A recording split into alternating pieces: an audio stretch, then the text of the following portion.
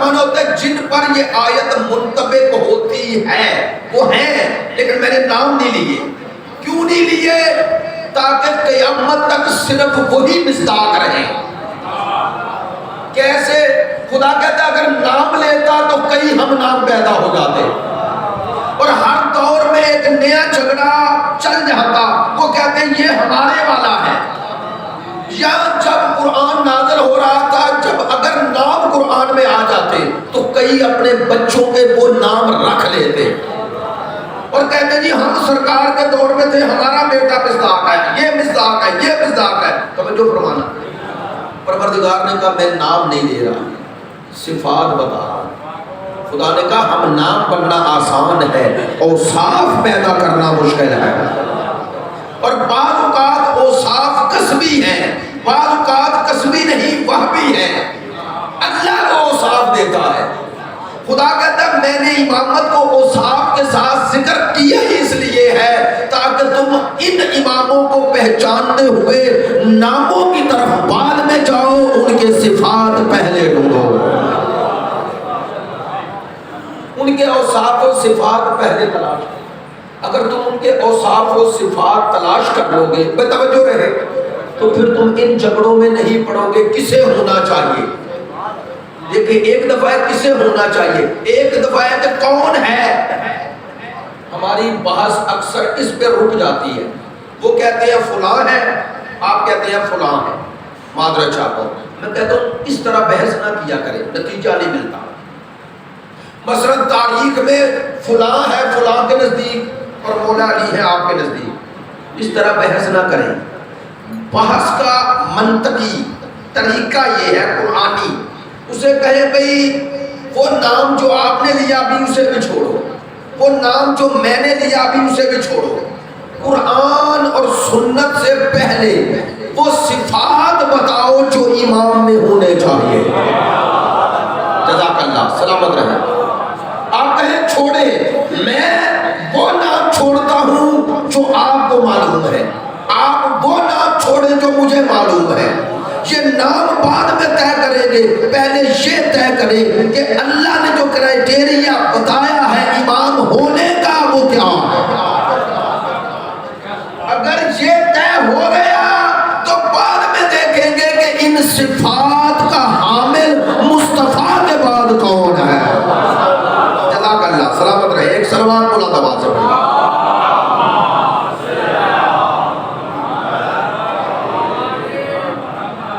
میرے خیال میں بحث کا یہ رخ درست ہے اور قرآنی رخ یہی ہے، اسلامی رخ یہی ہے. چھوڑے کون تھے، پہلے یہ طے کرے کون ہونا چاہیے اور کیسا ہونا چاہیے اور وہ کیسا کون تھا. پھر سوال ہے وہ کون تھا. پہلے یہ تو بتائیں جن اوصاف و صفات کا ہونا مصطفیٰ کے بعد وارث مصطفیٰ میں ضروری ہے، وہ صفات کیا ہیں اور وہ صفات کن میں تھے. تعصب چھوڑے، جس میں وہ صفات نظر آئے امت اسے قبول کر لے. چلے ایک بات، چونکہ ماشاءاللہ چیتا دوست آتے ہیں اس لیے میں یہ بات کر سکتا ہوں، آپ پر اعتماد کرتے ہوں، اعتماد کرتے ہوں. اس تناظر میں کر سکتا ہوں اور بات انشاءاللہ اسی سلسلے سے آگے بڑھ جائے گی، آگے بڑھ جائے گی. امت مسلمہ کی ایک مشکل ہے، مسلمانوں بھائیوں کی ایک مشکل ہے. وہ مشکل کیا ہے؟ وہ آپ پر اعتراض کرتے ہیں. اعتراض یہ کرتے ہیں کہ آپ یہ 12 مان رہے ہیں تو کیوں مان رہے ہیں؟ سوال ہے نا، کیوں سوال کرتے ہیں؟ وہ سمجھتے ہیں جو اکثریت کا نظریہ عقیدہ ہوتا ہے وہ درست ہوتا ہے. چونکہ یہ اکثریت میں چھوٹی سی اقلیت کا معنی میجورٹی کے مقابلے اقلیت ہے، کم ہے، اس لیے یہ غیر طبعی ان نیچرل ہے. یہی ہے نا. پڑھے لکھے بچے ذرا توجہ فرمائیں، ذہنوں میں یہی ہوتا ہے. بزرگوں سے نہیں بات کر رہا، ذہنوں میں یہی ہے. عام اہل سنت بھائی جو آپ کے دوست ہیں وہ تعصب نہ بھی رکھتے ہو، وہ سمجھتے ہیں کہ اکثریت ٹھیک ہے. اور یہ ایک بہت بڑا مسئلہ ہے، تاریخ میں بھی رہا، انبیاء کو بھی یہ مسئلہ رہا.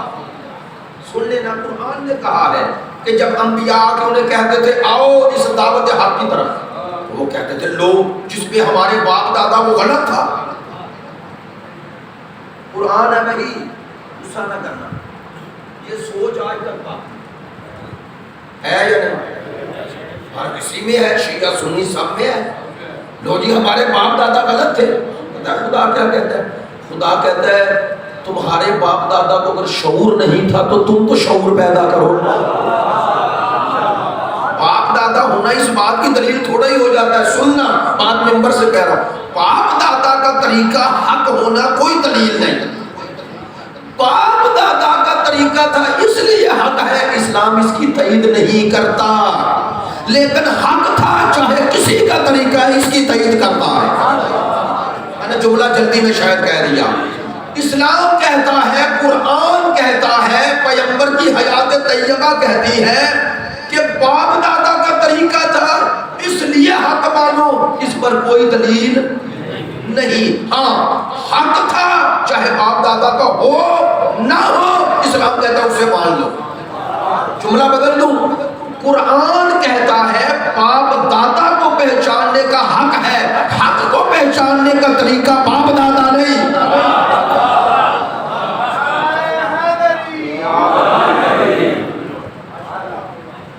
یہ جو انسان کی زندگی میں یہ ایک روایات چلتی ہیں نا, اگر روایات مخالف اسلام نہ ہوں تو کوئی مسئلہ نہیں, انہیں برقرار رکھنا, اچھی روایات کو برقرار رکھنا چاہیے. لیکن اگر روایات پاؤں کی زنجیر بن جائیں اور حق کے مقابل آ جائیں تو قرآن کہتا ہے اس زنجیر کو توڑ دو. چونکہ اللہ کے سامنے باپ دادا اپنے کیے کے جواب دے ہیں, تم اپنے کیے کے جواب دے, اپنے کیے کے جواب دے. ایسا ہی ہے نا. تو بات جو عرض کرنے لگا تھا وہ یہ ہے اس تناظر سے کہ بعض اوقات بعض برادران یہ سمجھتے ہیں کہ شیعہ کا یہ جو عقیدہ ہے نا, توجہ فرمانا, کہ 12 ہیں اور اللہ کے بنائے ہیں, وہ سمجھتے ہیں کہ یہ عقیدہ کوئی اسلامی نہیں اور یہ شیعوں نے بنا لی ہے. ممبر پہ باتیں کر رہا ہوں, کھل کے ذرا کرنے کی بات کوشش کروں گا تاکہ بات آپ تک پہنچے. چونکہ یہ اس انداز میں اب گفتگو ممبر سے ہونا ضروری ہے, کیونکہ اب آپ پر جو اعتراضات ہوتے ہیں ایک بندہ سامنے کیمرہ رکھتا ہے اور اعتراضات کر دیتا ہے, اور اس کی ایک بات کو ہزاروں نہیں لاکھوں لوگ دیکھتے ہیں. اب صرف اس انداز میں کہ ہم سوچیں کہ مجلس میں ہے, لوگوں پر بات پہنچ رہی ہے یا نہیں, نعرے لگ رہے ہیں یا نہیں, اسی کے تناظر میں ہم ان اعتراضات کو جو نوجوانوں کے جو لوگوں کے ذہنوں میں شکوک و شبہات پیدا کر رہے ہیں ان کے جوابات نہ دیں, اس کا نقصان زیادہ ہے. آپ کو مطمئن کر دینا لیکن اس کا جواب نہ ملنا یہ اچھی روش نہیں ہے.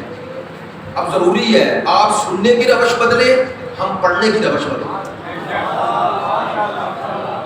آپ سننے کا طریقہ بدلیں, اپنے آپ کو محققانہ انداز میں سننے کا عادی بنائیں, اور ممبر پہ آنے والے سے مطالبہ کریں ہمارے مکتب و مذہب پر ہونے والے اعتراضات کا جواب دیں. ایسا ہے یا نہیں؟ آج نوجوان اپنے بستر پہ بیٹھ کر سن رہا ہے سامنے, اور سامنے والا جو زہر اگل رہا ہے مکتب اہل بیت پہ اعتراض کر رہا ہے, اگر وہ اعتراض ذہن میں شک بن کے رہ جائے, یاد رکھو جہاں شک آ جائے وہاں انسان کنفیوز ہو جاتا ہے. جب کنفیوز ہو جائے تو مذہب کا دفاع نہیں ہوگا, گمراہ ہو جاتا ہے. شاہ صاحب درست فرما رہے ہیں, کنفیوژن دور کرنا ضروری ہے, اس سے نکلنا ضروری ہے. چلے آج جملہ یہی کہتے ہیں اور بات انشاءاللہ اسی تناظر میں آگے بڑھائیں گے, اور اگر آپ نے توجہ فرمائی تو انشاءاللہ آپ کے لیے بھی مفید ہوگی. بات جس تناظر میں کرنے لگا بڑی اہم ہے. وہ کیا, یہ جو ذہنوں میں لوگوں کے آ گیا ہے نا کہ چونکہ اکثریت کا عقیدہ وہ ہے اور ایک چھوٹی سی اکثریت کے مقابلے پہ چھوٹے سے گروہ کا یہ عقیدہ ہے کہ یہ امام اللہ بناتا ہے, وہ سمجھتے ہیں یہ عقیدہ کوئی اسلامی نہیں, اور وہ جو اکثریت مان رہی ہے وہی اسلامی ہے. سننا ایک جملے میں بات آگے بڑھے گی, کل دلائل دوں گا. یہی غلط فہمی ہے جو یہ سمجھ بیٹھا کہ اللہ کی سنت نہ بنانا ہے, اللہ کی سنت بنانا ہے. بات جلدی میں کہہ گیا، آسان کرتا ہوں. سنت کا معنی طریقہ، روش، جسے تسلسل دیا جائے، جاری رکھا جائے. لفظ کا ترجمہ کر دیتا ہوں اگر کچھ دوستوں کے لیے مشکل ہو. جاری رکھنا، سنت کہتے ہیں روش کو، طریقے کو. ایک سنت پیغمبر ہے، ایک سنت خدا. ہر کسی کی سنت کا معنی ہوتا ہے روش، طریقہ جس پہ چلا جائے. سنت اللہ کا طریقہ بنانا ہے، اللہ کا طریقہ نہ بنانا نہیں. کیا بنانا ہے؟ اللہ کا طریقہ ہادی بنانا ہے. دلیل اللہ نے انبیاء، اچھا چلے اللہ نے نہیں کہتا، کتنے انبیاء ہیں؟ بولے 1,24,000. یہ صرف آپ قائل ہیں یا ہر مسلمان قائل ہے؟ صرف آپ کا عقیدہ ہے یا ہر مسلمان کا عقیدہ ہے؟ لو، دنیا میں انسانوں کی ٹوٹل تعداد 1,24,000 تھی نہیں نا. حضرت آدم سے لے کر آج تک محتاط اندازے کے مطابق بھی انسانوں کی تعداد گنو تو بڑھتی جا رہی ہے نا. آج 7 ارب دنیا کی آبادی ہے. تو یہ ٹوٹل حضرت آدم سے لے کر البتہ ابھی تک یہ طے نہیں ہوا کہ اس زمین پر زندگی اور انسانی حیات کو کتنے سال گزر گئے. یہ طے نہیں ہوا. محتاط اندازے کے مطابق بھی 7 ارب کی آبادی آج ہے. حضرت آدم سے لے کر آج تک پیچھے 14 ارب تو آپ تصور کر سکتے ہیں، اس سے دگنے ٹوٹل کہہ رہا ہوں. حضرت آدم سے لے کر تو 14 ارب انسانوں میں نبی کتنے تھے؟ مادر چاہتا 1,24,000. اس کا معنی ہر مسلمان مان رہا ہے. 1,24,000 کی تعداد ماننا دلیل ہے کہ وہ نبوت کو دنیا کا منصب نہیں سمجھتا، اللہ کا منصب سمجھتا ہے. ماشاءاللہ پڑھے لکھے دوستوں سے توجہ چاہتا ہوں. بات میں عوامی نہیں کر رہا، مجھے احساس ہے لیکن انداز سلیس ہے، بات سطحی نہیں. تھوڑا سا میرے ساتھ رہنا. کیوں؟ میں نے کہا 14 ارب انسان گزر گئے، ان میں 1,24,000 نبی. تو 14 ارب کے مقابلے پہ 1,24,000 کی کیا حیثیت ہے؟ ایسا ہی ہے نا. پڑھے لکھے دوست فیصدی میں لے کے جائیں تو کچھ بھی نہیں. جملہ کہوں پڑھے لکھے دوستوں کے لیے، تناسب افراد کا افراد سے گنو تو یہ 1,24,000 14 ارب میں کوئی فیصد نہیں، تعداد میں کچھ نہیں، لیکن اثر میں یہ 14 ارب نہیں، یہ 84 ارب پر بھی بھاری ہے. لو اب کہہ رہا ہوں، اللہ کے بنائے انسانوں کا وزن تعداد سے طے نہیں ہوتا، کردار سے طے ہوتا. میری بات کاش پہنچے. اسی لیے تو ہم کربلا والوں کا ذکر کرتے ہیں. مقابلے پہ ہزاروں یا لاکھوں یزیدی سارے جمع کرو تو لاکھوں ہو کر بھی کچھ نہیں ہے. یہ 72 پوری کائنات پہ بھاری ہے.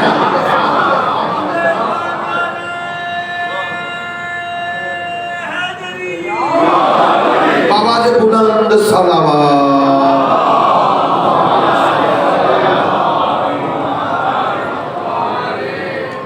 آخری پہلو آ چکے، جلوس بھی ہے اور انشاءاللہ سلسلہ گفتگو آگے بڑھے گا. میں آخری پہلو سے اشارہ کر دوں تاکہ یہی 3 دن باقی جو ہیں اس میں انشاءاللہ آپ تک باتیں اسی تناظر میں پہنچے گی تاکہ آپ بنیاد بن گئی. میری بات تو پہنچی ہے نا. 1,24,000 نبی مانتے ہو اربوں انسانوں میں، تو یہ 1,24,000 کی تعداد بتا رہی ہے کہ یہ تعداد امت نے طے نہیں کی. جملہ پھر کہہ گئے یار، یہ تعداد امت نے طے، کس نے طے کی؟ اللہ نے. یہ عقیدہ کہ یہ تعداد اللہ نے طے کی صرف آپ کا ہے یا سب مسلمانوں کا ہے؟ لو، حضرت آدم سے لے کر حضرت خاتم تک یہ تعداد انہی میں ہے نا، اور ہر مسلمان مان رہے ہیں. اس تعداد میں 1,24,000 میں آخری سرکار کو مان رہے ہیں. لوگ کہنا کیا چاہتا ہوں، تو ہم تو ماضی میں دیکھتے ہیں تو اللہ کی سنت تو بنانا ہے. گزشتہ نبیوں میں ایک جگہ دکھاؤ جہاں نبی کا وسیع امت نے بنایا. آج بات پہنچ جائے. گزشتہ امتوں میں ایک نبی کی امت کو یہ حق دیا ہو اللہ نے. کہہ دوں جملہ، جب یہ حق آدم سے عیسیٰ تک کسی نبی کی امت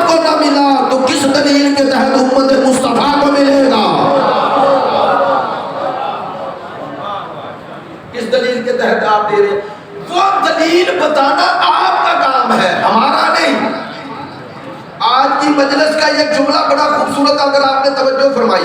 لو بھائی جو یہ عقیدہ رکھتے ہیں کہ 1,24,000 انبیاء میں سرکار آخری نبی اور آخری ہونے کا معیار امت نے طے نہیں کیا، اللہ نے طے کیا ہے.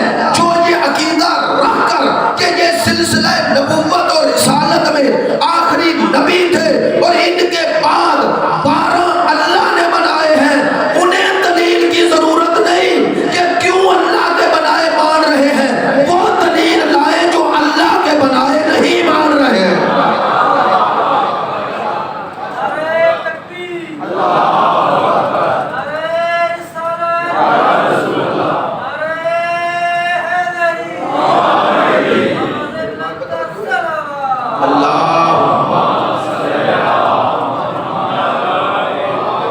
میری بات کا توجہ ہے انشاءاللہ. ہاں اس تناظر میں جب دیکھو گے تو پتہ چل جائے گا. پتہ ہے یہ اشتباہ امت کی اکثریت میں پیدا کیسے ہوا؟ بڑی قیمتی بات کہنے لگا ہوں، معذرت چاہتا ہوں. بالکل واللہ میری گھڑی پہ نظر تھی، ختم کرنے لگا تھا. 45 منٹ سے 50 منٹ کے درمیان گفتگو ہوگی، توجہ فرمائیں. بالکل آخری جملہ کہہ رہا ہوں، آخری کہہ کے 10 منٹ اور لے گئے. توجہ فرمائیں.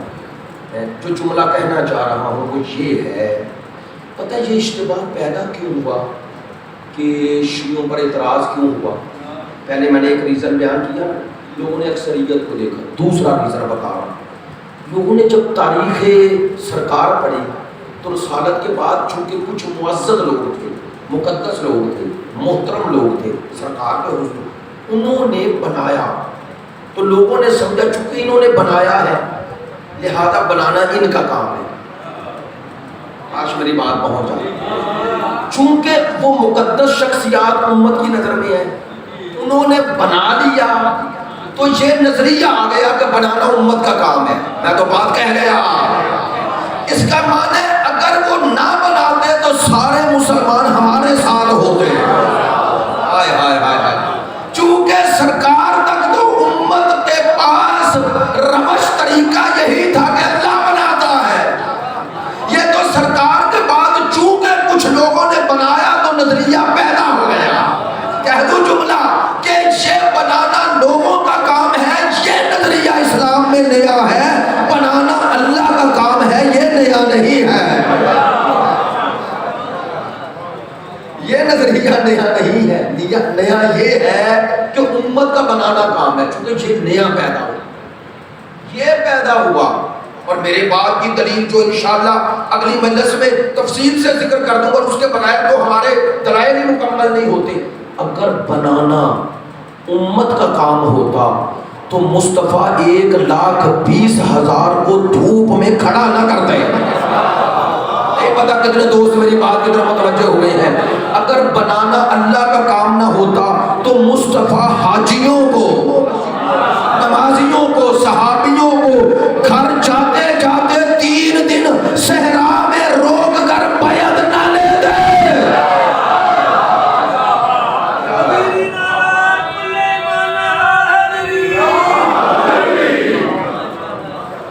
الحمدللہ متوجہ ہو گئے. اللہ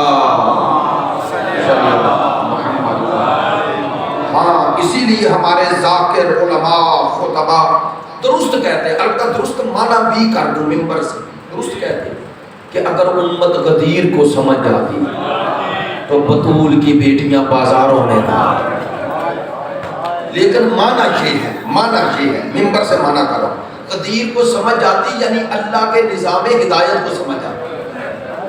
یہ معنی ہے.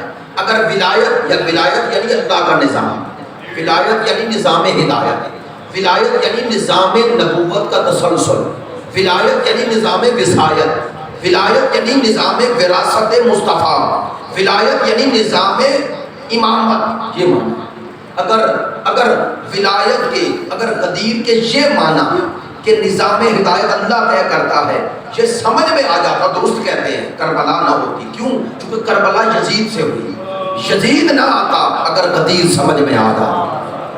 یہ معنی درست کیا کرے تب پتا چلتا ہے کہ ولایت کی حقیقت کا معنی کیا. درست ہے یہ جملہ کہ کربلا برپا ہی ولایت کے لیے ہوئی، لیکن اس ولایت کا معنی کیا ہے؟ اس ولایت کا یہ معنی نہیں جو داتا صاحب کے لیے، اس معنی کے لیے ولایت کے لیے کربلا نہیں ہوئی۔ کس ولایت کے لیے؟ چونکہ یزید ولایت طاغوت کا مصداق تھا، حسین ولی خدا بن گیا ہے۔ یہ ہے غدیر ولایت خدا کا تسلسل ہے، ولایت خدا۔ قرآن میں 2 ولی ہیں یا نہیں؟ میری بات میں تعجب ہوا ہے؟ ایک ولی خدا، ایک ولی طاغوت۔ قرآن ہے اللہ ولی الذین آمنوا والذین کفروا اولیاءہم الطاغوت۔ قرآن ہے، میں اپنی طرف سے نہیں کہہ رہا۔ ایک طرف طاغوت کے ولی ہیں، ایک طرف اللہ کا ولی ہے۔ حسین ولی خدا ہے۔ جملہ بدل دوں، حسین صرف ولی نہیں ہے، حسین نے شب عاشور سب کو ولی بنا دیا۔ البتہ وہ ولی بمانا امام ہے، یہ ولی بمانا قرب الہی ہے۔ حسین انہیں اس راہ پہ لے گئے کہ اب ہر کسی کے لیے جینا مشکل ہے، مرنا آسان ہے۔ ماہ سفر ہے، میں طویل مصائب پڑھنے کی نہ موقع ہے، نہ محل ہے، نہ گنجائش ہے۔ آپ نے سارا دن جلوس اعضاء میں بھی رہنا ہے، چہلم کے ایام ہیں۔ آپ نے یہ جو ترتیب رکھی ہوئی ہے بزرگوں نے، یقیناً 17، 18، 19، 20 اس کو کسی ترتیب سے رکھا ہوگا تاکہ ایک جگہ سب مومنین اکٹھے ہو جائیں۔ چہلم ہے، میں نے پھر کہا چہلم کا معنی 40 دن، 40۔ یار ذرا مجھے بول کے بتانا، یہ جو چہلم ہے کس کا ہے؟ مولا حسین کا۔ علامہ نکن کا جملہ ہر سال دہراتا ہوں، علامہ علی نکی نکن بہت بڑے ہمارے عالم تھے، انڈیا میں ہیں، بہت بڑے عالم۔ ایک جملہ کہتے ہیں بڑا خوبصورت، کہتے ہیں کسی نے مجھ سے پوچھا آپ کے 11 امام شہید ہیں، ان میں 10 اماموں کا چہلم کیوں ہے؟ صرف حسین کا چہلم کیوں ہے؟ یہ 40 کی زیارت صرف حسین کی کیوں ہے؟ مختلف دلیلیں ہیں، انہوں نے ایک دلیل دی۔ بعض اوقات عالم کے پیش نظر ایک پہلو ہوتا ہے۔ کہتے ہیں مجھ سے کسی نے پوچھا حسین ابن علی کا چہلم اتنے اہتمام سے کیوں مناتے ہو، باقی کا کیوں نہیں مناتے؟ کہنے لگے باقی کا بھی جس طرح نہیں مناتے، حسین کا بھی نہ مناتے، اگر انہیں منانے دیتے جن کا منانا حق تھا۔ اجرکم من اللہ۔ کن کا حق تھا؟ زینب و کلثوم کا، سکینہ اور رباب کا۔ آپ توجہ ہے آپ کی، لو جملہ مصیبت کا ایک ہی کہنا ہے، طویل مصائب نہیں پڑھنا اور آپ نے میرے ساتھ شامل ہو جانا ہے۔ میں نے کیوں کہا 3 دفعہ جملہ دہرایا، چہلوں میں حسین، چہلوں میں حسین، چہلوں میں حسین؟ کیوں میں نے کہا کائنات میں مجھے ایسی بہن اور بیٹی دکھاؤ کہ باپ کا لاشا پہ گور و کفن چھوڑ کر کبھی بازاروں میں ہو کبھی درباروں میں ہو۔ کائنات میں یہ بطول کی بیٹیوں کی غربت ہے۔ آپ کو یاد ہے میں ایک واقعہ ہر سال آپ کی خدمت میں عرض کرتا ہوں ربط مصائب کے لیے، کہ یہ آرمی پبلک سکول کا پشاور میں واقعہ ہوا تھا، یاد ہے نواز شریف کے دور میں۔ تو اس کے بعد پورے پاکستان میں ایک غم کی کیفیت تھی۔ ہمارے شعراء، ادباء، علماء، ذاکرین نے مختلف عنوان سے ممبروں سے تعزیت کی، ایسے ہی ہے نا، شیعہ سنی وہابی دیوبندی کی تفریق مٹ گئی تھی۔ مجھے یاد ہے اس واقعے کے 1 سال بعد جب پہلی برسی آئی، ہمارا ایک المیہ ہے، ہم ہر واقعہ امت ایز پاکستانی بھلا دیتے ہیں، اسی لیے تو کربلا کو اتنا زندہ رکھا ہوا ہے تاکہ کوئی بھلا نہ پائے۔ اب وہ واقعہ آج کوئی برسی بھی نہیں ہوتی، پتہ بھی نہیں ہوتا، قائد اعظم کا یوم وفات ہمیں پتہ نہیں ہوتا، ہم اتنے احسان شناس قوم بن گئے ہیں معذرت کے ساتھ۔ عزیزو 1 سال کے ظاہر پہلی برسی تھی، تو میں ٹی وی پہ ایسے ہی صبح کے وقت گھر تھا دیکھ رہا تھا، تو ایک خاتون انٹرویو لے رہی تھی ایک شہید کی ماں سے، دلچسپی ہوئی، ظاہر ملکی حالات ہے، تو ماں تھی تو پتہ ہے اب سوال کرنے والے کا تو پتہ ہی نہیں ہوتا، اور پھر جب ایک جوان بچی ہو تو اسے کیا پتا میں کیا سوال کروں اس عنوان سے، تو اس نے ایسا ہی سوال کر لیا، کہنے لگی ماں سے آپ کی کیا حالت ہے، کیا کیفیت ہے، 1 سال آپ کے بیٹے کو گزر گیا۔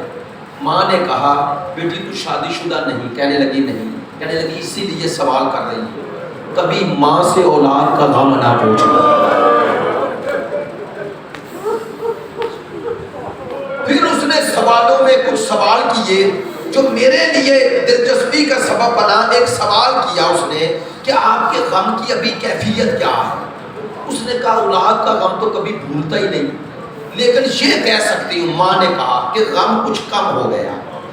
تعجب سے اس نے کہا کیا سبب کیا بنا؟ سن لینا، زحمت ختم کر رہا ہوں۔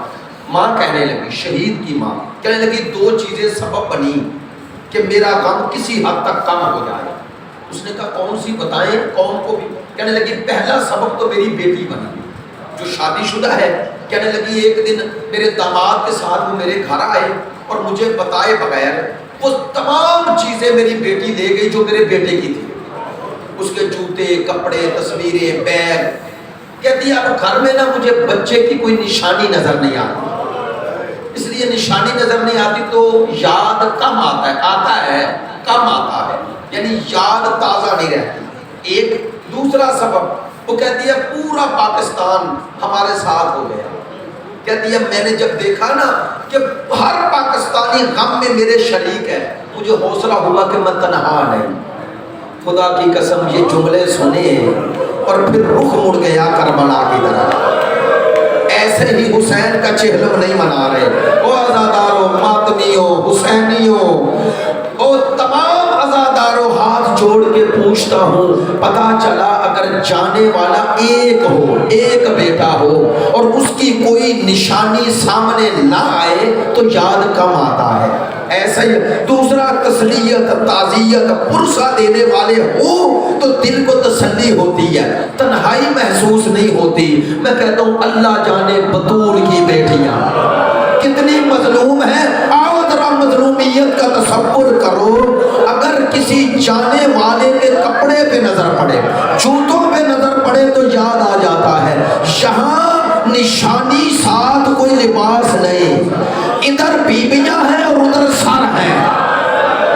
سوچو اکبر کی ماں جب سر اٹھاتی ہے ٹوکے نیزہ پہ اکبر نظر آتا ہے، قاسم کی ماں دیکھتی ہے قاسم نظر آتا ہے، کسی کو عباس نظر آتا ہے، کسی کو حسین نظر آتا۔ میرے ساتھ رہنا، میں سوچتا ہوں ہر بیوی سر اٹھا کے دیکھ کے روتی رہی، پورے راستے میں روتی رہی، دل پھٹ گیا، لیکن سوچتا ہوں ان بیویوں میں سب سے بڑی مظلومہ اصغر کی ماں ہے۔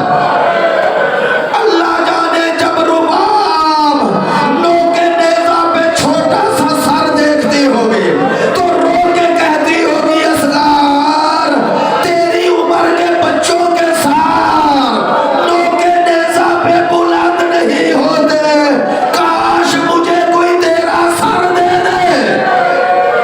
ہاں اللہ کی قسم 11 محرم سے لے کر چہلم آ رہا ہے، کسی نے زینب سے نہ کہا تیرے بھائی کا پرسہ دیتا ہوں۔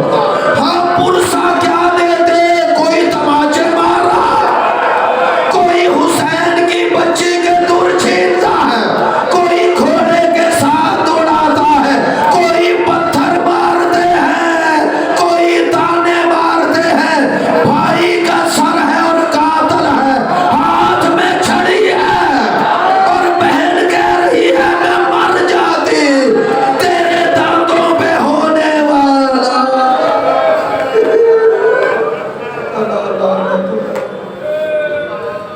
علم قوم